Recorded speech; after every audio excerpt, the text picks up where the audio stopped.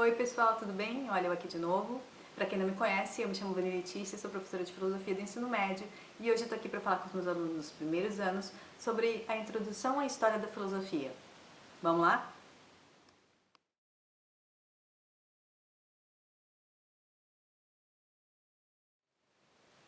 O capítulo 3, então, é um capítulo que vai falar sobre a história da filosofia e os seus métodos.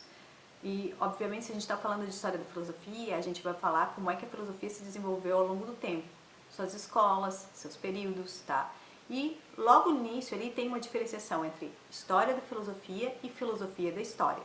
Quando a gente está falando de história da filosofia, então a gente está olhando para a filosofia, o desenvolvimento dela, o encaminhar dela durante toda a história, tá? Durante o período histórico. Quando a gente está falando de filosofia da história, a gente está falando desses valores morais, políticos, enfim, de toda a questão da realidade, valores que estão envolvidos na realidade, ou seja, a filosofia, né, a reflexão desses valores do ser humano no período da história. Então são coisas distintas, diferentes. Logo em seguida tem uma questão que é levantada sobre se a filosofia ela foi superada, se é algo que já pode ser superado, é um tipo de conhecimento que já não tem mais sentido, porque, por exemplo, questões metafísicas, o positivismo foi lá e bateu nessa questão, ele disse que isso não é importante, isso não é de fato relevante, o que tu não tem comprovação, tu não tem prova, então não há por que ficar se discutindo e ficar falando sobre isso. O positivismo traz essa vertente, tá?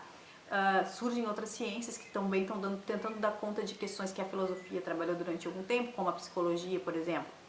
Mas a filosofia, ela tem uma coisa que é muito próprio dela, e que ela não é uma ciência, mas ela é a mãe de todas essas ciências, porque possibilita essa discussão racional sobre tudo, que ela procura fazer com que as pessoas, procura fazer com que o homem, os indivíduos, através de um método racional, busque por respostas e não se satisfaça com alguma coisa que te diga que esse é o caminho, pronto, acabou e está fechado.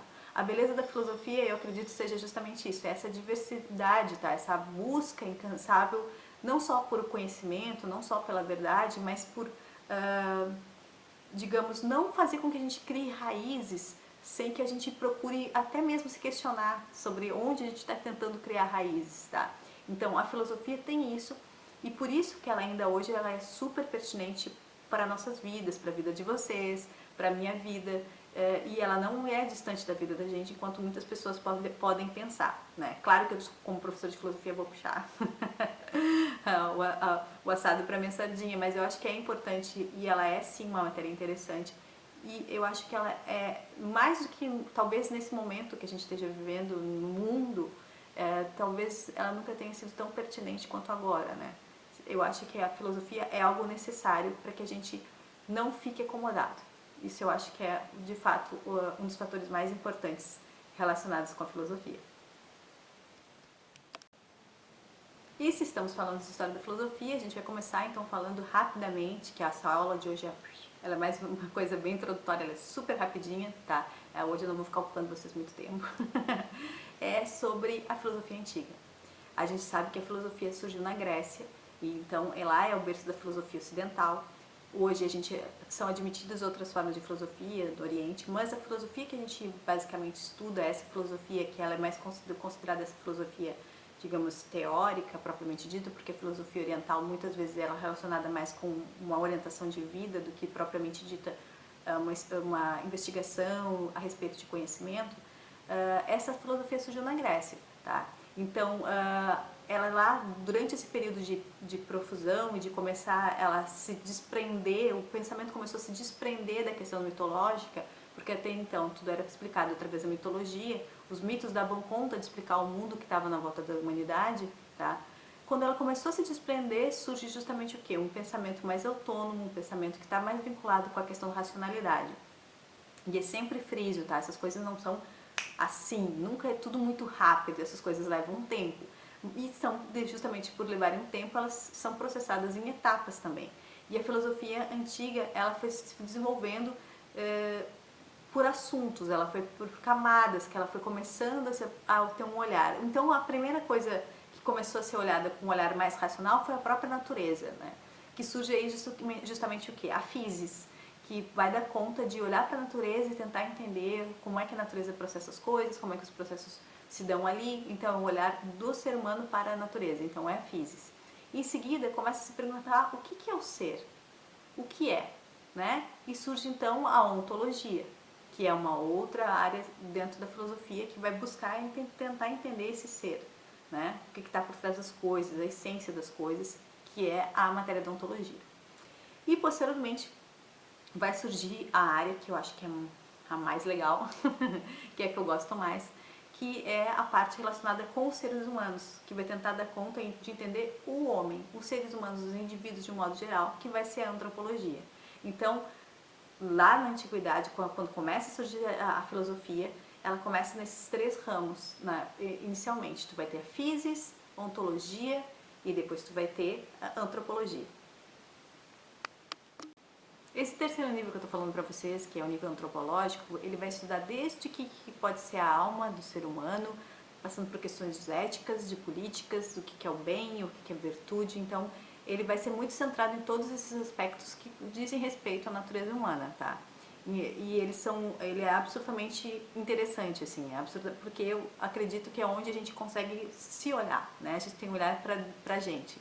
Então a antropologia ela vai buscar isso, vai buscar, que está bem escritinho lá para vocês na página 9, tá, do capítulo 3, no segundo parágrafo, diz o seguinte: nesse terceiro nível passa-se a discutir tudo que se relaciona ao ser humano, desde como ele pode conhecer a sua alma, até questões políticas e éticas, do que é bem agir, do que é justiça política e do que é virtude. Então, o terceiro nível, né, de desenvolvimento da filosofia, que é a antropologia, vai passar a estudar essas coisas. Mas tem uma coisa que é importante também a gente salientar, tá? Durante todo esse percurso aqui que a gente está na filosofia antiga, tem uma preocupação muito grande com o que é o logos, tá? O logos tem essa palavrinha do grego, ela tem a ver com a questão do que é racional, do qual é o discurso racional. Então está se buscando muitas vezes entender, seja na natureza, seja em relação ao que é o ser, na ontologia, ou seja em relação ao ser humano, qual é o fundamento racional disso tudo, o que está por trás disso tudo, qual é o discurso, qual é a lógica disso tudo. Então, quando está fazendo esses estudos, o logos, ou seja, esse discurso racional, tem que ser entendido por trás das questões que estão sendo levantadas, tá? Então, ele é o cerne disso, justamente porque aí é que dá a diferenciação da filosofia para a questão da mitologia. Tu está tendo um discurso sobre as coisas abalizados, né, e vai ter um aval ali da razão, é a razão que está por trás disso. Mas o que significa a razão nesse contexto vai ser justamente esse olhar, né, distanciado de um olhar que tem relação com a mitologia ou com fantasia, mas o que ele está buscando ali, qual é a lógica desse pensamento para que ele possa ser traduzido como um pensamento filosófico, né? Então isso é que é importante a gente frisar. Tá? Além disso, os principais períodos de ideias filosóficas aí também, aí são questão de períodos, vão ser divididos em três, tá? Então a gente vai ter dentro da filosofia antiga 3 períodos. Percebam que a filosofia ela vai sempre se fragmentando, né? A gente tem níveis de desenvolvimento dela, que são esses 3 que eu falei para vocês, que é a physis, a ontologia e a antropologia, e a gente também tem períodos dentro da própria filosofia antiga. Então, ou períodos, né? Ou depois escolas, que a gente pode dizer, tu tens os pré-socráticos, que são justamente os carinhas que surgem antes do nosso amigo Sócrates. Depois tu tem Sócrates, Platão e Aristóteles, né, que são os 3 grandes pilares da filosofia antiga, e o que eu sempre digo que são os 3 grandes, os 3 grandões da filosofia antiga.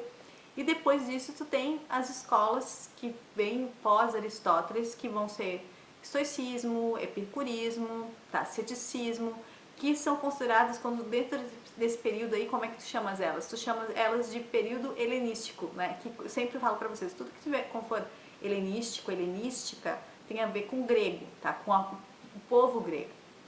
Então, dentro da filosofia antiga, essas questões, esses períodos, esses 3 períodos dentro do período da filosofia antiga vão ser importantes para a gente também estabelecer o que esses caras estavam estudando, porque também de acordo com a periodicidade tem os pré-socráticos, depois tem Sócrates, Platão e Aristóteles, e aí depois tem esse período helenístico, dessas escolas helenísticas, né, que cada dentro de acordo com cada um desses períodos, desses ramos que a gente tem aqui, vão ter coisas que vão ser sendo estudadas. Por exemplo, tu pegas e a gente vai saber que os pré-socráticos eles têm muita preocupação com a questão da cosmologia, ou seja, do cosmos e da natureza e de onde vem o mundo e de onde surge o universo. Então eles têm uma preocupação muito grande em relação a isso.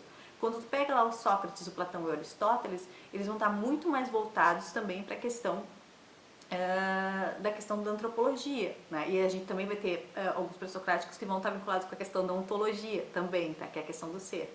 Então a gente vai analisar que de acordo com o período, ou seja, desse ramo de desenvolvimento da filosofia, tu vai ter assuntos que vão estar afins ali, que vão ter afinidades, assim como a gente tem nas escolas helenísticas também questões voltadas para a antropologia, também além do Platão, do Sócrates e do Aristóteles, tá? Então, é uma coisa muito rica, tem uma riqueza muito grande se a gente vai para pensar nesse período da filosofia antiga. E quando a gente olha para trás, assim, quando a gente olha no tempo, né, a gente está vendo a história da filosofia, é importante porque já passou, mas é uma coisa que repercute. A gente tem pensamentos ali que muitas vezes depois, por exemplo, na Idade Média, que depois é o período que a gente vai ver depois, tu vai ver que vão surgir ideias vinculadas, que os caras vão lá e vão trazer de novo ideias do Platão, vão retomar as ideias do Aristóteles. Então, é sempre o que eu digo, é uma coisa assim, eu me torno até meio repetitiva com isso, mas é o óbvio, mas é uma coisa que é importante que a gente não se esqueça do óbvio, né? Que nada surge do nada, essas ideias não brotam do nada. Os caras estão lá, eles estão estudando, eles estão vendo alguma coisa, então, de repente, tu pode ter, por exemplo, o Platão foi discípulo do Sócrates, mas depois ele rompe com o pensamento do mestre dele. Ok, não tem problema nenhum, mas ele estudou antes com o Sócrates, assim como o Aristóteles com Platão. E tudo bem eles romperem, tudo bem eles terem ideias diferentes, mas ele bebeu antes de uma determinada fonte para que ele pudesse ter as próprias ideias. Tá? Então significa que para ele poder contrariar, para o Aristóteles poder contrariar o Platão, ele primeiro ele entende muito bem o que Platão diz, para depois então ele tomar o próprio caminho e buscar as próprias ideias e discordar das ideias do Platão, e tá tudo bem, não tem problema nenhum. A filosofia ela tem essa possibilidade de ter, há uma discussão e há um embate, e às vezes uma contrariedade, mas ela é sempre no campo das ideias e sempre de uma forma respeitosa, o que é mais importante.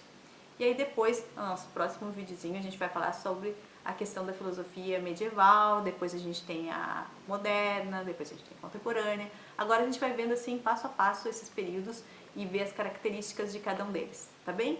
Hoje era rapidinho, era só isso mesmo, era pra gente fazer uma introdução, para vocês terem, assim, uma visão mais geral sobre esse comecinho, né? Essa caminhada da filosofia antiga, que depois a gente retoma quando a gente for ver depois os pré-socráticos separadamente, Sócrates separadamente, Platão separadamente, tá bem? Por hoje era isso, meus queridos. Se cuidem nessa quarentena, fiquem em casa se vocês puderem. Se vocês não puderem, tiverem que sair, máscara e fiquem bem, tá bem? Beijo grande!